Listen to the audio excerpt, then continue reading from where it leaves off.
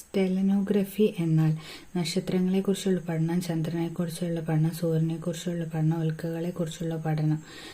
സെലനോഗ്രഫി എന്ന് പറഞ്ഞാൽ ചന്ദ്രനെക്കുറിച്ചുള്ള പഠനം. സ്വതന്ത്ര ഇന്ത്യയിലെ ആദ്യത്തെ വിദ്യാഭ്യാസ വകുപ്പ്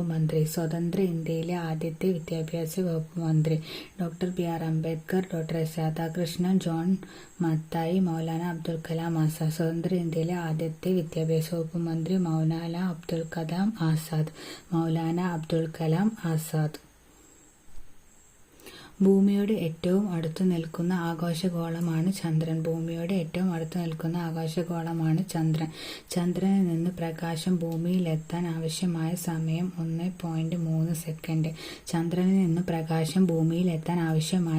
1.3 സെക്കൻഡ്.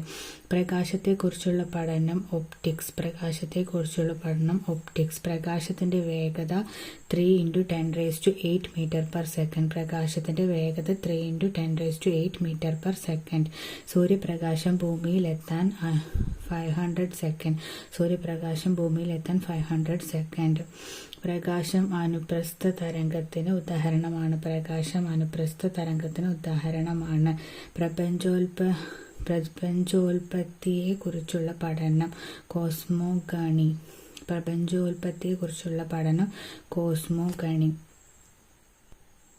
ആകാശവസ്തുക്കളെക്കുറിച്ചുള്ള പഠനം ആസ്ട്രോണമി.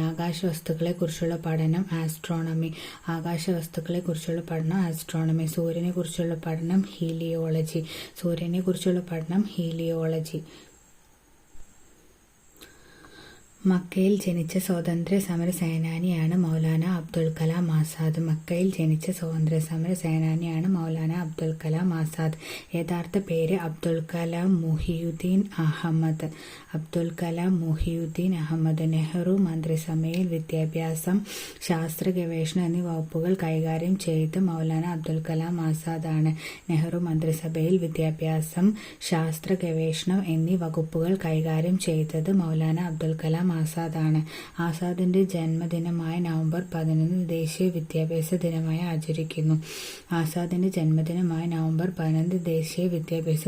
ആചരിക്കുന്നു. മൗലാന അബ്ദുൽ കലാം ആസാദിന്റെ ആത്മകഥയാണ് India wins freedom. Al Hilal, Al Balagh എന്നീ പത്രങ്ങൾ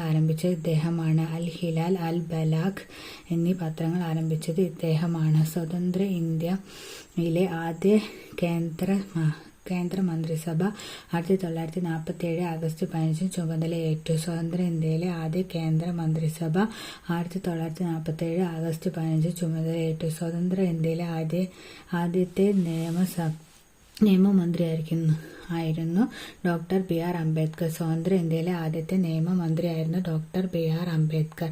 സ്വതന്ത്ര ഇന്ത്യയിലെ ആദ്യത്തെ റെയിൽവേ ഗതാഗത വകുപ്പ് മന്ത്രിയായിരുന്നു ജോൺ മത്തായി. വായ്പകളുടെ നിയന്ത്രകൻ എന്നറിയപ്പെടുന്ന bank NABARD, state of India, reserve bank of India, Indian bank. Reserve bank of ഇന്ത്യയാണ് വായ്പകളുടെ നിയന്ത്രകൻ എന്നറിയപ്പെടുന്ന bank.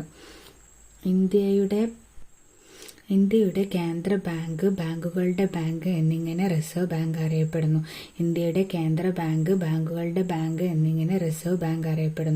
1934 reserve bank of India act പാസ്സായതിനെ തുടർന്ന് 1935 ഏപ്രിൽ 1 റിസർവ് ബാങ്ക് നിലവിൽ വന്നു. 1934 reserve bank of India act പാസ്സായതിനെ തുടർന്ന് 1935 ഏപ്രിൽ 1 റിസർവ് ബാങ്ക് നിലവിൽ വന്നു. റിസർവ് ബാങ്കിന്റെ ആസ്ഥാനം Mumbai, Nariman point. Reserve bank ദേശസാൽക്കരിച്ചത് 1949 January 1. Reserve bank January 1. Reserve bank രൂപീകരിക്കാൻ കാരണമായ കമ്മീഷൻ ഹിൽട്ടൺ യങ് കമ്മീഷൻ. IMFൽ ഇന്ത്യയെ പ്രതിനിധീകരിക്കുന്നത് റിസർവ് ബാങ്കാണ്. IMFൽ ഇന്ത്യയെ പ്രതിനിധീകരിക്കുന്നത് റിസർവ് ബാങ്കാണ്. 1 രൂപ ഒഴികെയുള്ള കറൻസി നോട്ടുകളിൽ ഒപ്പിടുന്നത് റിസർവ് ബാങ്ക് ഗവർണറാണ്. 1 രൂപ ഒഴികെയുള്ള കറൻസി നോട്ടുകളിൽ ഒപ്പിടുന്നത് റിസർവ് ബാങ്ക് ഗവർണറാണ്. ഇന്ത്യയിലെ ഏറ്റവും വലിയ വാണിജ്യ ബാങ്കാണ് സ്റ്റേറ്റ് ബാങ്ക് ഓഫ് ഇന്ത്യ. ഇന്ത്യയിലെ ഏറ്റവും വലിയ വാണിജ്യ ബാങ്കാണ് സ്റ്റേറ്റ് ബാങ്ക് ഓഫ് ഇന്ത്യ. കൃഷി, ഗ്രാമീണ വികസനം എന്നിവയ്ക്കായി 1982 സ്ഥാപിതമായ ബാങ്കാണ് നബാർഡ്. കൃഷി, ഗ്രാമവികസനം എന്നിവയ്ക്കായി 1982 സ്ഥാപിതമായ ബാങ്കാണ് നബാർഡ്.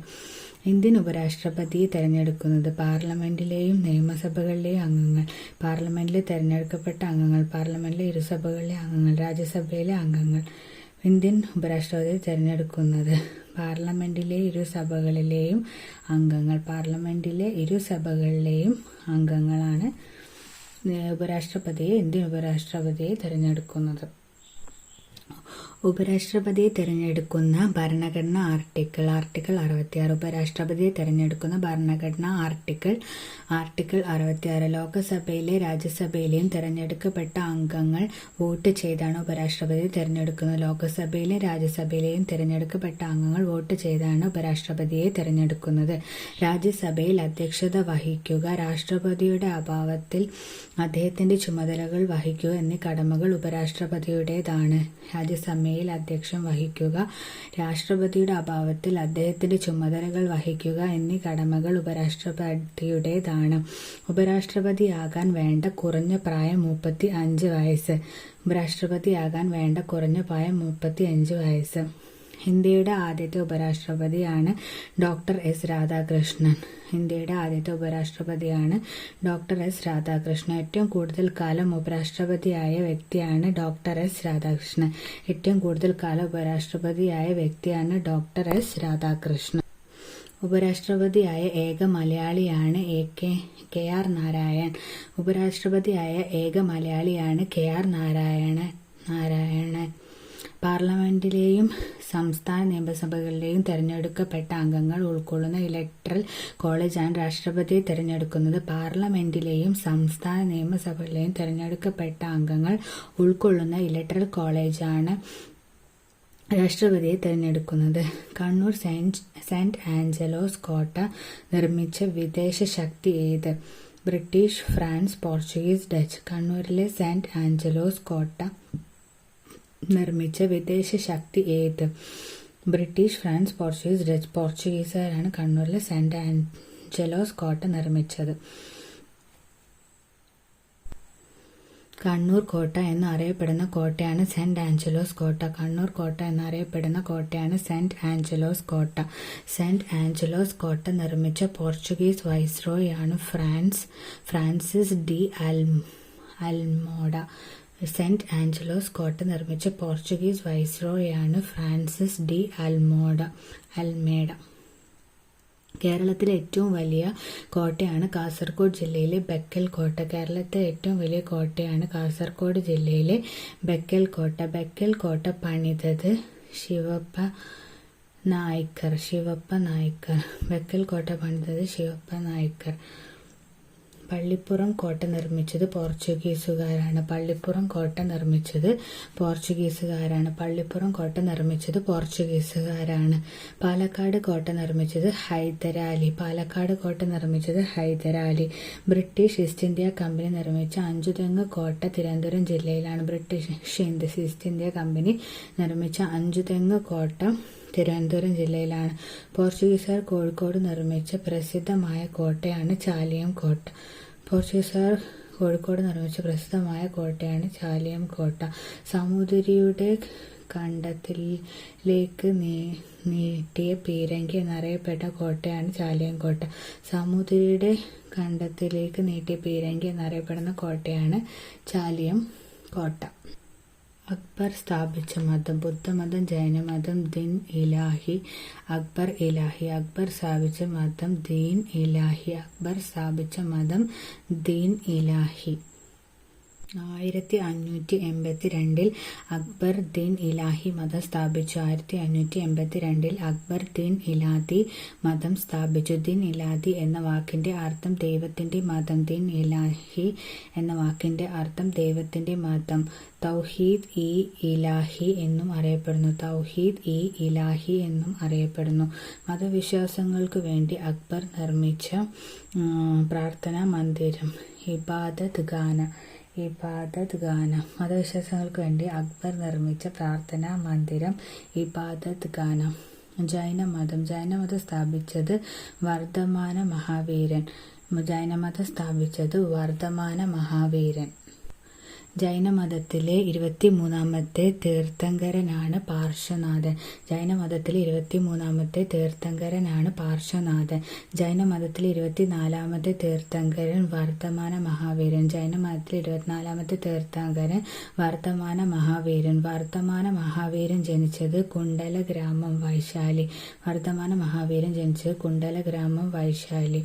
ജൈനമതത്തിലെ ത്രിരത്നങ്ങളാണ് ശരിയായ ജ്ഞാനം, ശരിയായ വിശ്വാസം, ശരിയായ പെരുമാറ്റം.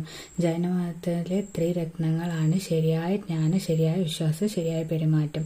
ജൈനമതത്തിലെ 2 വിഭാഗങ്ങളാണ് ദിഗംബരന്മാരും ശ്വേതാംബരന്മാരും. ജൈനമതത്തിലെ 2 വിഭാഗങ്ങളാണ് ദിഗംബരന്മാരും ശ്വേതാംബരന്മാരും. ജൈനമതത്തിന്റെ വിശുദ്ധ ഗ്രന്ഥമാണ് അഗമ. ബുദ്ധമത സ്ഥാപകനാണ് ശ്രീബുദ്ധൻ. ബുദ്ധന്റെ ജനനം കപിലവസ്തുവിലെ ലുംബിനിയിലാണ്. ബുദ്ധന് ബോധോദയം ലഭിച്ചത് ബോധ്ഗയയിൽ വെച്ചാണ്. ഉത്തർപ്രദേശിലെ കുശിനഗരത്തിൽ വെച്ചായിരുന്നു ബുദ്ധന്റെ മരണം. ബുദ്ധമതത്തിന്റെ ത്രിരത്നങ്ങൾ എന്നറിയപ്പെടുന്നത് ബുദ്ധം, ധർമ്മം, സംഘം. ബുദ്ധമതത്തിന്റെ ത്രിരത്നങ്ങൾ എന്നറിയപ്പെടുന്നത് ബുദ്ധം, ധർമ്മം, സംഘം. ആര്യസത്യങ്ങൾ, അഷ്ടാംഗമാർഗങ്ങൾ ബുദ്ധമതവുമായി ബന്ധപ്പെട്ടിരിക്കുന്നു. ബുദ്ധമത ഗ്രന്ഥങ്ങൾ രചിക്കപ്പെട്ടിട്ടുള്ളത് പാലി ഭാഷയിലാണ്. ബുദ്ധമതക്കാരുടെ അടിസ്ഥാന ഗ്രന്ഥമാണ് ത്രിപീഠിക. ഇതിന്റെ 3 ഭാഗങ്ങളാണ് വിനയപീഠിക, സുക്തപീഠിക, അഭിധർമ്മ പീഠിക. വിനയപീഠിക ബുദ്ധ സന്യാസിമാരുടെ പെരുമാറ്റ രീതി ബന്ധപ്പെട്ടത്. സുക്തപീഠിക ബുദ്ധന്റെ പ്രബോധനങ്ങൾ അടങ്ങിയിരിക്കുന്നു. അഭിധർമ്മ പീഠിക ബുദ്ധമത ദർശനങ്ങൾ അടങ്ങിയിരിക്കുന്നു. അജന്ത, എല്ലോറ ഗുഹക്ഷേത്രങ്ങൾ ബുദ്ധമതവുമായി ബന്ധപ്പെട്ടിരിക്കുന്നു. 1-ാം പാനിപ്പറ്റ് യുദ്ധം നടന്ന വർഷം 1826. 1-ാം പാനിപ്പറ്റ് യുദ്ധം നടന്ന വർഷം 1526. 1-ാം പാനിപ്പറ്റ് യുദ്ധം നടന്നത് ബാബറും ഇബ്രാഹിം ലോധിയും തമ്മിൽ. മുഗൾ സാമ്രാജ്യത്തിന് അടിത്തറ പാകിയ യുദ്ധമാണ് 1-ാം പാനിപ്പറ്റ് യുദ്ധം. 1556. 2-ാം പാനിപ്പറ്റ് യുദ്ധം അക്ബറും ഹെമ്മുവും തമ്മിലായിരുന്നു. 1556. 2-ാം പാനിപ്പട്ട് യുദ്ധം അക്ബറും ഹെമ്മുവും തമ്മിലായിരുന്നു. 1761 3-ാം പാനിപ്പട്ട് യുദ്ധം മറാത്തികളും അഫ്ഗാനികളും തമ്മിലായിരുന്നു. 1861 3-ാം പാനിപ്പട്ട് യുദ്ധം മറാത്തികളും അഫ്ഗാനികളും തമ്മിലായിരുന്നു. മാറാത്ത വംശത്തിന്റെ അന്ത്യം കുറിച്ച യുദ്ധമാണ് 3-ാം പാനിപ്പട്ട്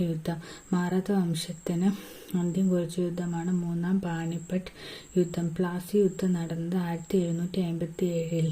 ബക്സാർ യുദ്ധം നടന്നത്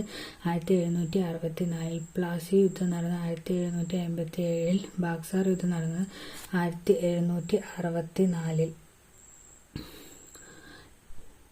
നന്ദാർ എന്ന തൂലികാനാമത്തിൽ അറിയപ്പെടുന്ന സാഹിത്യകാരൻ P. ഗോപാലൻ. നന്ദനാർ എന്ന തൂലികാനാമത്തിൽ അറിയപ്പെടുന്ന സാഹിത്യകാരൻ P.C. ഗോപാലൻ. ഉറൂബ് അറിയപ്പെടുന്ന P.C. കുട്ടിക്കൃഷ്ണൻ. മാലി മാധവൻ നായർ. വിലാസിനി M.K. മേനോൻ. തിരുക്കൊച്ചി സംയോജനം 1949 ജൂലൈ 1. തിരുക്കൊച്ചി സംയോജനം 1949 ജൂലൈ. കേരള സംസ്ഥാനം രൂപം കൊള്ളുമ്പോൾ കേരളത്തിൽ 5 ജില്ലകളാണ് ഉണ്ടായിരുന്നത്. 1949 ജൂലൈ 1 രൂപീകൃതമായ ജില്ലകളാണ് തൃശൂർ, കോട്ടയം, മലബാർ, കൊല്ലം, തിരുവനന്തപുരം. 1949 ജൂലൈ 1 രൂപീകൃതമായ ജില്ലകളാണ് തൃശൂർ, കോട്ടയം, മലബാർ, കൊല്ലം, തിരുവനന്തപുരം. കേരള സംസ്ഥാനം രൂപം കൊള്ളുമ്പോൾ ഉണ്ടായിരുന്നതും ഇപ്പോഴില്ലാത്തതുമായ ജില്ലയാണ് മലബാർ. കേരള സംസ്ഥാനം രൂപം കൊള്ളുമ്പോൾ ഉണ്ടായിരുന്നത് ഇപ്പോൾ ഇല്ലാത്തതുമായ ജില്ലയാണ് മലബാർ. തിരുക്കൊച്ചിയുടെ മുഖ്യമന്ത്രി, തിരുവിതാംകൂറിന്റെ പ്രധാനമന്ത്രി, കേരളത്തിന്റെ മുഖ്യമന്ത്രി എന്നീ പദവികൾ അലങ്കരിച്ച വ്യക്തിയാണ് പട്ടം താണുപിള്ള. തിരുക്കൊച്ചിയുടെ മുഖ്യമന്ത്രി, തിരുവിതാംകൂറിന്റെ പ്രധാനമന്ത്രി, കേരളത്തിന്റെ മുഖ്യമന്ത്രി എന്നീ പദവികൾ അലങ്കരിച്ച വ്യക്തിയാണ് പട്ടം താണുപിള്ള. 1956 നവംബർ 1 കേരള സംസ്ഥാനം നിലവിൽ വന്നത്. 1956 നവംബർ 1 കേരള സംസ്ഥാനം നിലവിൽ വന്നത്. നവംബർ 1 കേരള പിറവി ദിനമായി ആഘോഷിക്കുന്നു. 1946 പുനപ്ര വയലാർ സമരം നടന്നത്. 1946 പുനപ്ര വയലാർ സമരം നടന്നത്. കണ്ണൂരിലെ കരിവെള്ളൂർ സമരവും കാവുമ്പായി സമരവും നടന്ന 1946 കണ്ണൂരിലെ കരിവെള്ളൂർ സമരവും കാവുമ്പായി സമരവും നടന്ന 1946 പ്രാചീന ഇന്ത്യൻ ചരിത്രത്തിലെ സുവർണ കാലഘട്ടം എന്നറിയപ്പെടുന്നത്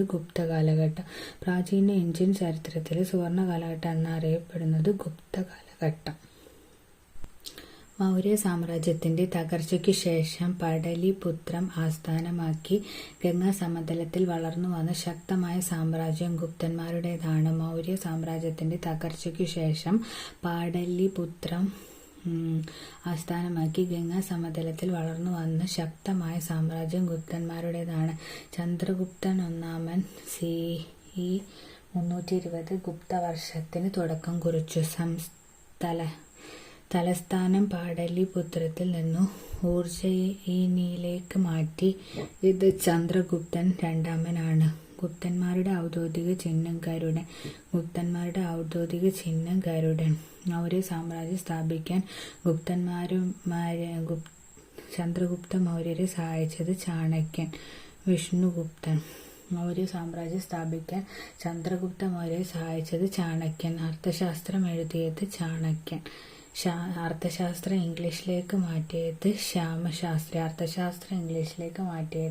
ശ്യാമശാസ്ത്രി. ഇന്ത്യയിൽ ആദ്യത്തെ ഒരു കേന്ദ്രീകൃത ഭരണ വ്യവസ്ഥയ്ക്ക് തുടക്കം കുറിച്ചത് മൗര്യ സാമ്രാജ്യം. ഇന്ത്യയിൽ ആദ്യമായി ഒരു കേന്ദ്രീകൃത ഭരണ വ്യവസ്ഥയ്ക്ക് തുടക്കം കുറിച്ചത് മൗര്യ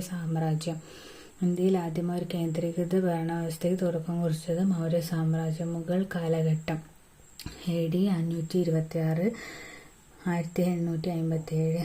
മുഗൾ കാലഘട്ടം AD 1526 1757. മുഗൾ സാമ്രാജ്യ സ്ഥാപകൻ ബാബർ. സംഘകാലഘട്ടത്തെ മൂന്നായി തരംതിരിക്കുന്നു. ചേര സാമ്രാജ്യം, ചോള സാമ്രാജ്യം, പാണ്ഡ്യ സാമ്രാജ്യം. സംഘകാലഘട്ടത്തെ മൂന്നായി തരംതിരിക്കുന്നു. ചേര സാമ്രാജ്യം, ചോള സാമ്രാജ്യം, പാണ്ഡ്യ സാമ്രാജ്യം. ഇന്നത്തെ തഞ്ചാവൂർ, തിരുച്ചിറപ്പള്ളി എന്നീ പ്രദേശങ്ങൾ ഉൾക്കൊണ്ടതായിരുന്നു ചോളമണ്ഡലം.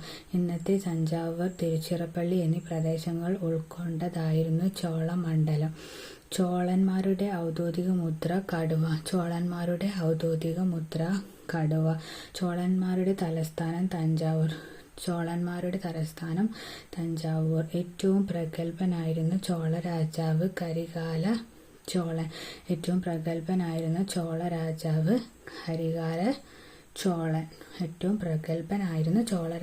കരികാല ചോളൻ.